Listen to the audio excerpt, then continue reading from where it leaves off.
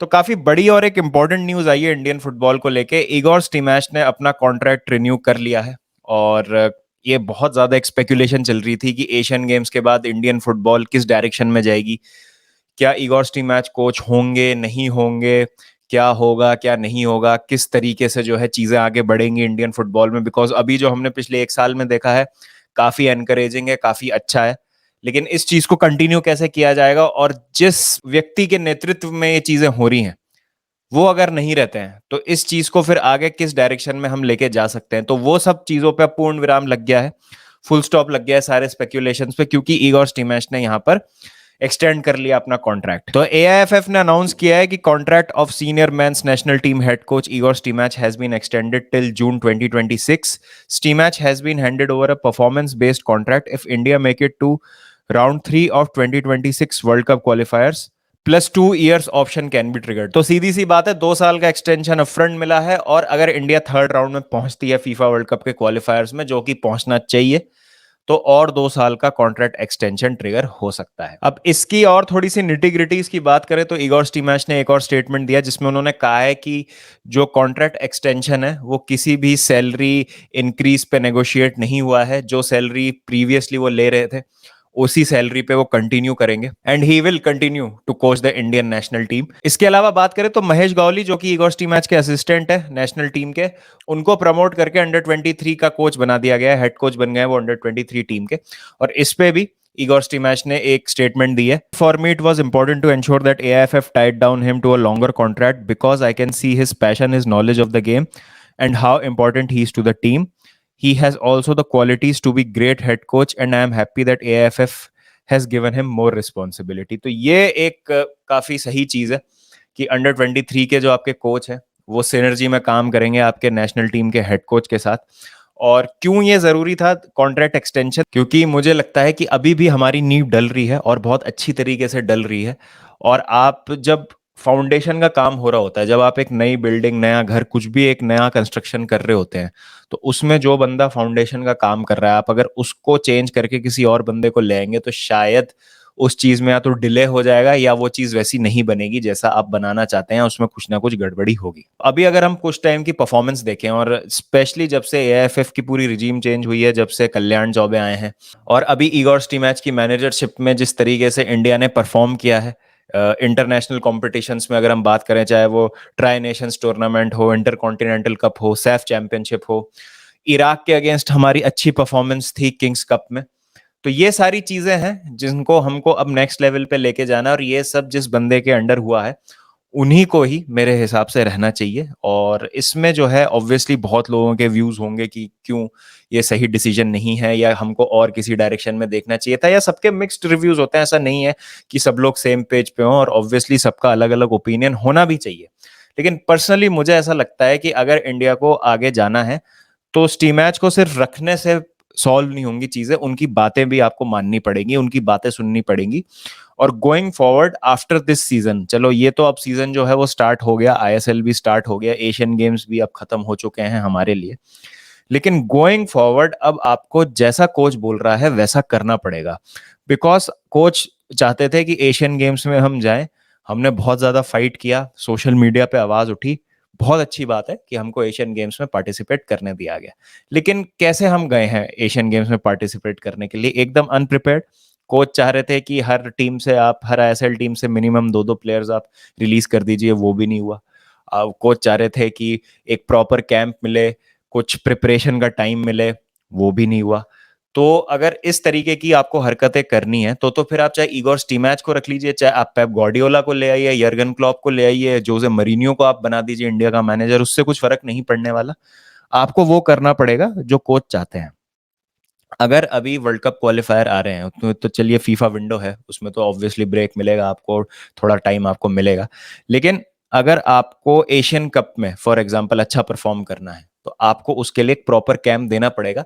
जैसा इगोर स्टीमैच ने सैफ चैंपियनशिप के बाद भी बोला था कि देखो, अगर हम एक साथ खेल के इतना कुछ अचीव कर सकते हैं तो हर टूर्नामेंट के पहले हमको एक प्रॉपर कैंप चाहिए, 10-15 दिन तो मिनिमम चाहिए। 1 महीने का कैंप अगर मिल जाता है यहाँ पे, 1 महीने का कैंप अगर यहाँ पे मिल जाता है तो चीजें जो है काफी अच्छी हो सकती है, बिकॉज काफी सारी चीजें होती हैं जो आपको टूर्नामेंट के पहले फाइन ट्यून करनी होती है। आपको पहले तो प्लेयर्स को उनकी फिटनेस तक पहुंचाना होता है कि वो रेडी हैं कि नहीं, फिर आपको अपनी बेस्ट 11 उस हिसाब से सेलेक्ट करनी होती है जो आपके पास प्लेयर्स होते हैं, फिर आपको एक टैक्टिकल प्लान जो होता है उसको एग्जीक्यूट करने के लिए प्लेयर्स के साथ टाइम चाहिए, ट्रेनिंग ग्राउंड पे उनको समझाना है कि आप क्या करना चाहते हैं, ऑपोजिशन जो आप फेस कर रहे हैं वो किस तरीके का ऑपोजिशन होगा आपके अगेंस्ट। इन सब चीजों के लिए आपको प्रॉपर प्रिपरेशन का टाइम चाहिए, और बाकी कंट्रीज भी जो हैं एशिया में वो ये सब चीजें कर रही हैं। अगर आप सऊदी अरेबिया देखें, सऊदी अरेबिया का मैं एग्जांपल बार बार इसलिए लेता हूं बिकॉज उन्होंने अपनी फुटबॉल को बहुत ज्यादा सीरियसली लिया है। हाँ, आप कह सकते हैं कि फाइनेंशियल कंडीशन इंडिया और सऊदी अरेबिया की बहुत अलग है, लेकिन मैं यहाँ पे फाइनेंशियल कंडीशन की नहीं, इंटेंट की बात कर रहा हूँ। जैसे वर्ल्ड कप था, वर्ल्ड कप में सऊदी अरेबिया ने प्रिपेयर करने के लिए, वर्ल्ड कप के लिए उन्होंने अपनी लीग जो है उसको सस्पेंड कर दिया था 2-2.5 महीने के लिए, उसको हॉल्ट कर दिया था कि चलिए प्लेयर्स जो है उनको एक प्रॉपर कैंप मिलेगा और वर्ल्ड कप में जो है हम पूरी तैयारी के साथ जाएंगे, जिसका नतीजा ये था कि उन्होंने अर्जेंटीना तक को हरा दिया था पहले मैच में। तो ये जो चीजें हैं हमको इनसे सीख लेनी चाहिए, और इसमें जो क्रूशल चीज ये है कि हमको इगोर टीमैच की सुननी है आगे जाते हुए, चाहे वो टीम सिलेक्शन की बात हो, चाहे वो प्लेयर्स को रिलीज करने की बात हो, चाहे वो टूर्नामेंट जो है जिस तरीके से कराया जा रहा है। अब जितने भी स्टेक होल्डर्स हैं जो हैं इंडियन फुटबॉल में, एआईएफएफ हो गए, एफएसडीएल हो गए, इन सबको साथ में आना पड़ेगा और एक प्रॉपर जो है, एक आपको कंसेंसस पे उतरना होगा कि क्या चीज आपके लिए प्रायोरिटी है। आपकी ऑब्वियसली प्रायोरिटी इंडियन फुटबॉल होनी चाहिए, आपकी नेशनल टीम जो है वो प्रायोरिटी होनी चाहिए, और फिर उसको मद्देनजर रखते हुए आपको अपना शेड्यूल बनाना है, आपको अपना कैलेंडर बनाना है, आपको लीग्स, आपको जो भी टूर्नामेंट कराना है आपको फिर उस हिसाब से कराने होंगे। ठीक है, क्लब्स ऑब्वियसली नहीं चाहेंगे, क्लब्स भी यहाँ पे पैसा कमाने आए हैं, क्लब्स के लिए भी एक बिजनेस ही है ये। तो आपको कोई ऐसा सॉल्यूशन ढूंढना पड़ेगा कि या तो क्लब्स को कोई इंसेंटिव मिले अगर वो प्लेयर्स रिलीज कर रहे हैं, मतलब that's the truth of the matter, आजकल सारी चीजें जो है ऐसी चलती है।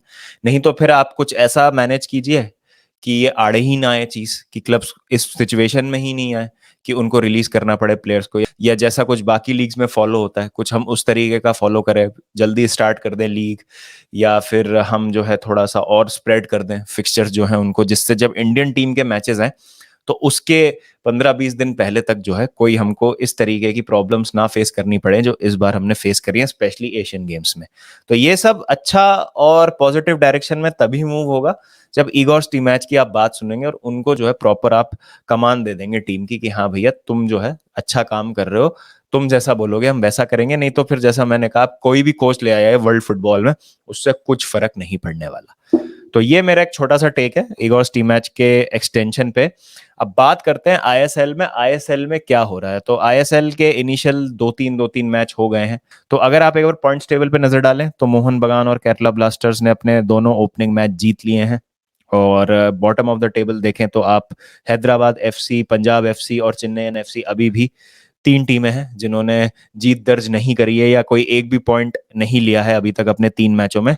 अगर आप इनिशियल मैचेस के गोल्स पे एक बार नजर डालें तो ये जो इनिशियल फेज है आईएसएल का, इसमें गोल्स बड़े जबरदस्त स्कोर हुए हैं, चाहे वो क्लेटन सिल्वा की फ्री किक हो against Hyderabad FC last minute में, चाहे वो हावी हर्नांडिस का अभी बाइसाइकिल किक से गोल मारना हो अगेंस्ट ईस्ट बंगाल, पार्थिव गोगोई का शानदार गोल नॉर्थ ईस्ट यूनाइटेड के लिए, फिर महेश ने भी बेंगलुरु एफसी के अगेंस्ट जिसमें हावी हर्नांडिस ने शानदार गोल स्कोर किया, उन्होंने भी ईस्ट बंगाल के लिए एक बहुत अच्छा गोल स्कोर किया था।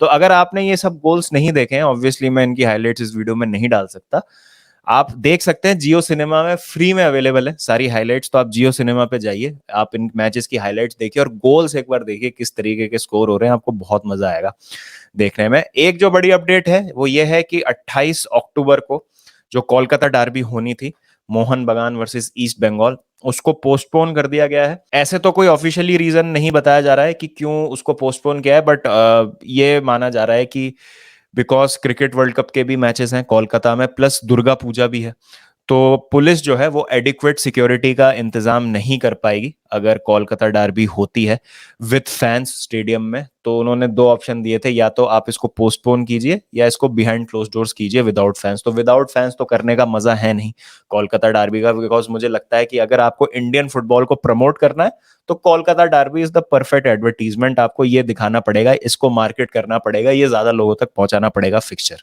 तो अच्छी बात है, जब फैंस आएंगे और फैंस के साथ जो है मिलके अगर उस मैच का मजा लिया जाएगा। तो अभी टेंटेटिव डेट तो कोई आई नहीं है कि कब होगा एज ऑफ नाउ।